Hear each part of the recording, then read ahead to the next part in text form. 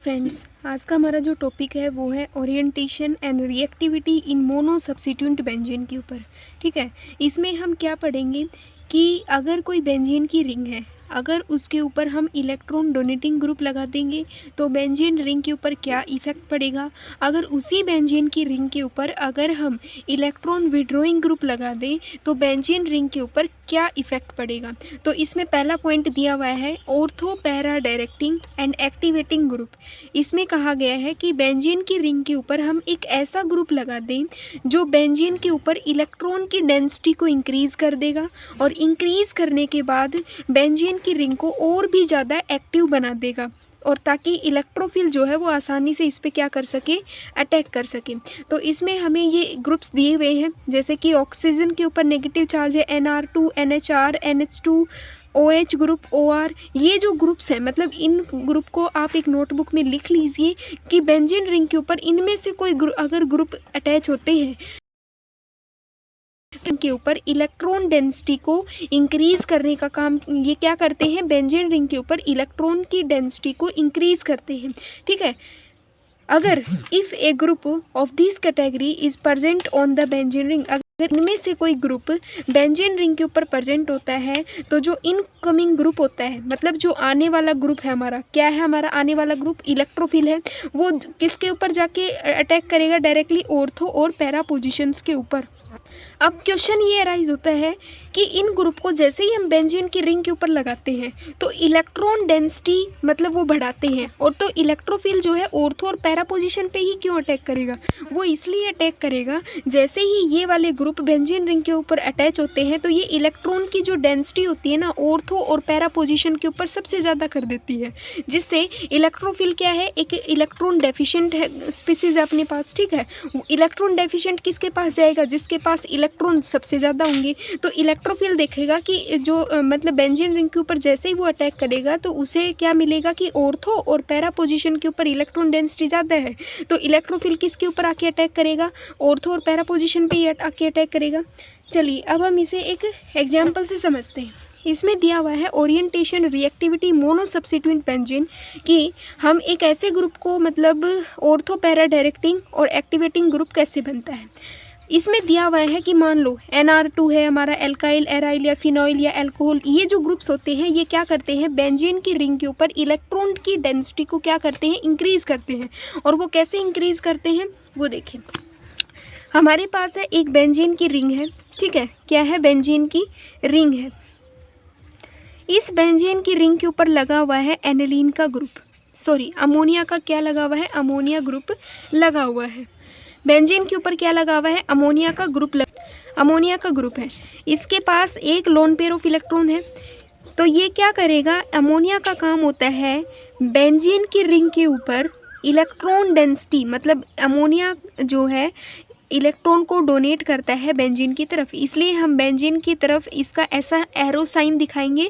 ये रिप्रेजेंट करता है कि अमोनिया जो ग्रुप होता है वो बेंजीन को इलेक्ट्रॉन जो है डोनेट कर रहा है, जिसके कारण बेंजीन की थो पोजीशन और उसकी पैरा पोजीशन के ऊपर इलेक्ट्रॉन की जो डेंसिटी है वो क्या हो रही है, इंक्रीज़ हो रही है। वो कैसे इंक्रीज़ होती है, बाई रेजोनेंस के कारण। ये हमारा अमोनिया का एनिलीन मतलब अमोनिया मॉलिक्यूल है, ये क्या करेगा, इलेक्ट्रॉन को डोनेट करेगा बेंजीन रिंग की तरफ। तो कैसे डोनेट करेगा, इसने यहाँ पे इलेक्ट्रॉन को डोनेट किया, यहाँ पे डबल बॉन्ड आएगा, ये वाला बॉन्ड यहाँ पे शिफ्ट हो जाएगा, जिससे हमारा जो रेजोनेंस बनेगा वो कैसा बनेगा, डबल बॉन्ड NH2। तो यहाँ पे क्या होगा कि जैसे ही ये वाला इलेक्ट्रॉन यहाँ पे मूव होता है तो यहाँ पे इलेक्ट्रॉन्स होते हैं और पॉजिटिव चार्ज जनरेट होता है। ठीक है, इसके ऊपर क्या होगा, पॉजिटिव चार्ज आएगा। अब ये वाला बॉन्ड यहाँ पे शिफ्ट हो जाएगा और ये वाला बॉन्ड यहाँ पे, मतलब अब ये क्या करेंगे, रेजोनेंस को शो करेंगे। ठीक है, ये अब क्या करेंगे, रेजोनेंस को शो करेंगे। अब यहाँ पे पॉजिटिव चार्ज आया, ये बॉन्ड यहाँ पे डबल बॉन्ड और अमोनिया का मॉलिक्यूल हो गया। अब ये वाला बॉन्ड यहाँ पे शिफ्ट होगा और ये वाला बॉन्ड यहाँ पे शिफ्ट होगा। ठीक है, तो हमने क्या देखा कि जो इलेक्ट्रॉन की डेंसिटी आ रही है वो किसके ऊपर बढ़ती जा रही है, ऑर्थो पोजीशन पे या फिर पैरा पोजीशंस के ऊपर बढ़ रही है, ऑर्थो और पैरा पोजीशंस के ऊपर क्या हो रही है, बढ़ रही है। तो हम कहेंगे कि जैसे ही हमारा जो इलेक्ट्रोफिल है जो क्या है एक इलेक्ट्रॉन डेफिशिएंट स्पीसीज है, वो कहाँ मतलब ये वहीं अटैक करेगी जहाँ पे इसको सबसे ज़्यादा इलेक्ट्रॉन नज़र आएंगे, क्योंकि ये एक इलेक्ट्रॉन डेफिशिएंट है। ठीक है, तो इस पॉइंट का मतलब आई होप आपको समझ में आया होगा। ऑर्थो पैरा डायरेक्टिंग क्या होते हैं? ऑर्थो पैरा डायरेक्टिंग का मतलब होता है ऐसे ग्रुप जो बेंजीन रिंग के ऊपर इलेक्ट्रॉन डेंसिटी को इंक्रीज कर देते हैं, जिससे ऑर्थो और पैरा पोजिशंस के ऊपर सबसे ज़्यादा इलेक्ट्रॉन की डेंसिटी बढ़ेगी, जिससे हमारी जो बेंजीन की रिंग है वो क्या हो जाएगी। एग्जाम्पल है, इसमें कहा गया है कि वेन मोनो सब्स्टिट्यूट बेंजीन की रिंग एटम डायरेक्टली अटैच होता है रिंग के साथ, तो lone pair of electron density ortho para position के ऊपर क्या हो जाती है, इंक्रीज हो जाती है थ्रू कॉन्जुगेशन के जरिए। इनकमिंग इलेक्ट्रोफिल कहाँ पे आके अटैच होगा, इसकी ऑर्थो या फिर पैरा पोजिशंस के ऊपर। Electron density ortho para position के ऊपर बढ़ती है, तो इसके कारण हमारी जो रिंग है वो क्या होती है, एक्टिवेट होती है। हाई इलेक्ट्रॉन डेंसिटी कहाँ पे पाई जाएगी, मतलब ड्यू टू रेजोनेंस इफेक्ट के कारण high electron density ortho para position के ऊपर बढ़ जाएगी। इसी कारण से जो आने वाला इनकमिंग जो इलेक्ट्रोफिल है वो कहाँ पे अटैक करेगा, इनकी ऑर्थो पैरा पोजिशंस के ऊपर अटैक करेगा।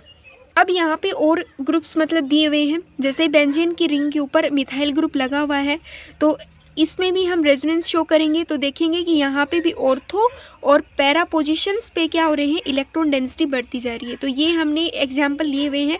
अगर हम एल्काइल ग्रुप लेते हैं उस कंडीशन में भी electron density ortho para positions के ऊपर बढ़ेगी, और वो जो है वहाँ पे पॉजिटिव आई इफेक्ट मतलब इंडक्टिव इफेक्ट और हाइपर कॉन्जुगेशन इफेक्ट को शो करेगा। इससे ऑर्थो पैरा डायरेक्टिंग क्या हो जाएगी, एक्टिवेट हो जाएगी।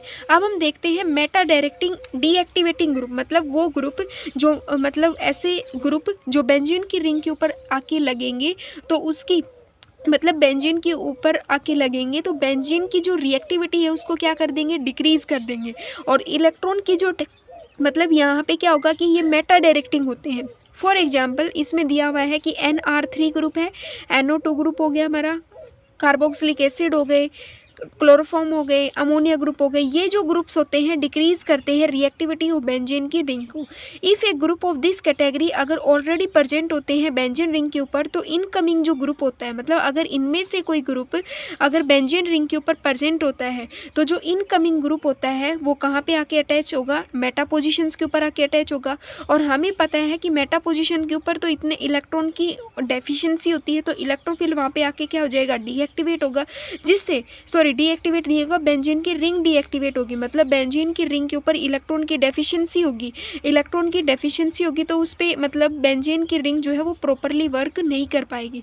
ये जो हमारे ये वाले जो ग्रुप्स होते हैं ये इलेक्ट्रॉन विड्रॉइंग ग्रुप होते हैं, जो इलेक्ट्रॉन्स मतलब बेंजीन रिंग से इलेक्ट्रॉन को खींचने का काम करेंगे। तो इलेक्ट्रोफिल जो है वो ऑलरेडी ही एक इलेक्ट्रॉन डेफिशिएंट है, अगर वो बेंजीन रिंग के ऊपर देखेगा कि भाई इसके पास तो पहले से ही मतलब इलेक्ट्रॉन्स की कमी है, तो ये ग्रुप जो होते हैं वो क्या करते हैं, वेट करते हैं मेटा डायरेक्टिंग, जिन्हें हम क्या बोलते हैं, मेटा डायरेक्टिंग होते हैं और डीएक्टिवेट करते हैं ग्रुप को।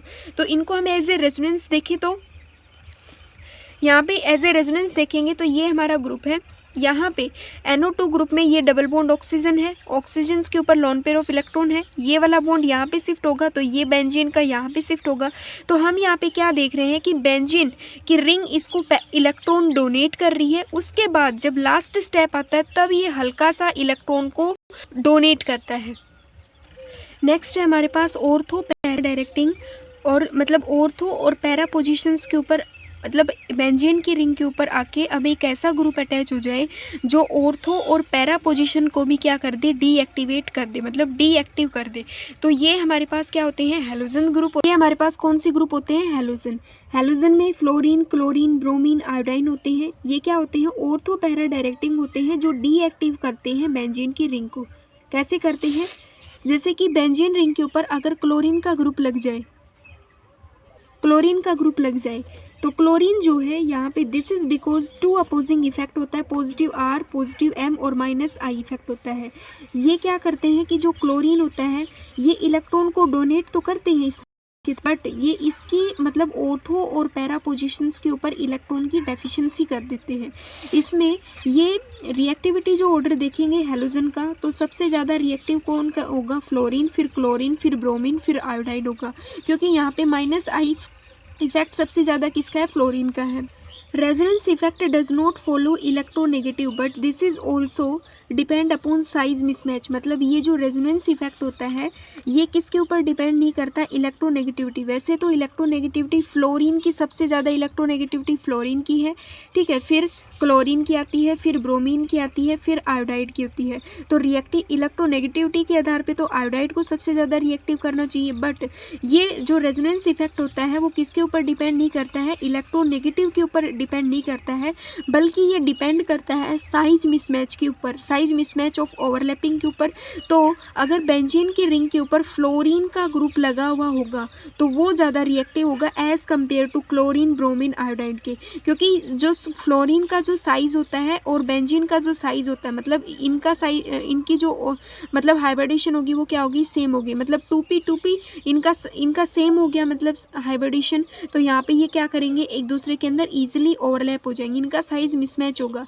क्लोरीन का कितना होता है? 3p होता है। आयोडाइड का कितना होता है? 5p होता है। ब्रोमीन का होता है 4p होता है।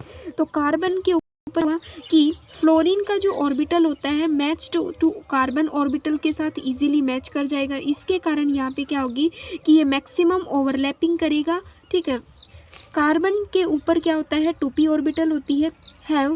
कार्बन जो है, अगर हम कहें कि कार्बन और आयोडाइड पुअर ओवरलैपिंग क्यों करेंगे? क्योंकि कार्बन के ऊपर तो 2p ऑर्बिटल्स होती हैं, 2p हाइब्रिडाइज वाली ऑर्बिटल्स होती हैं, और आयोडाइड के ऊपर कितनी है? 5p हाइब्रिडाइज वाली ऑर्बिटल है। तो 5p और 2p एक दूसरे मैच नहीं होगा, इनका साइज मैच नहीं होगा, तो ये इजीली ओवरलैपिंग, मतलब इनकी जो ओवरलैपिंग होगी वो पुअर ओवरलैपिंग होगी। जितना बड़ा साइज होगा उतनी ही कम ओवरलैपिंग होगी। देस फ्लोरीन हैव मोर ओवरलैपिंग करेगा, क्योंकि इसका स्मॉल साइज होता है, स्मॉल साइज की इसकी ऑर्बिटल होती है। 2p मतलब इसकी जो ऑर्बिटल है वो 2p ऑर्बिटल है, और फ्लोरीन की इजीली क्या हो जाती है? मैच हो जाती है। इसके कारण फ्लोरीन जो है वो सबसे ज़्यादा रिएक्टिव होता है। और ये मतलब ऑर्थो और पैरा की, मतलब जब ये वाले ग्रुप्स लग जाते हैं तो ये ऑर्थो पैरा को क्या कर देते हैं? डीएक्टिव करते हैं।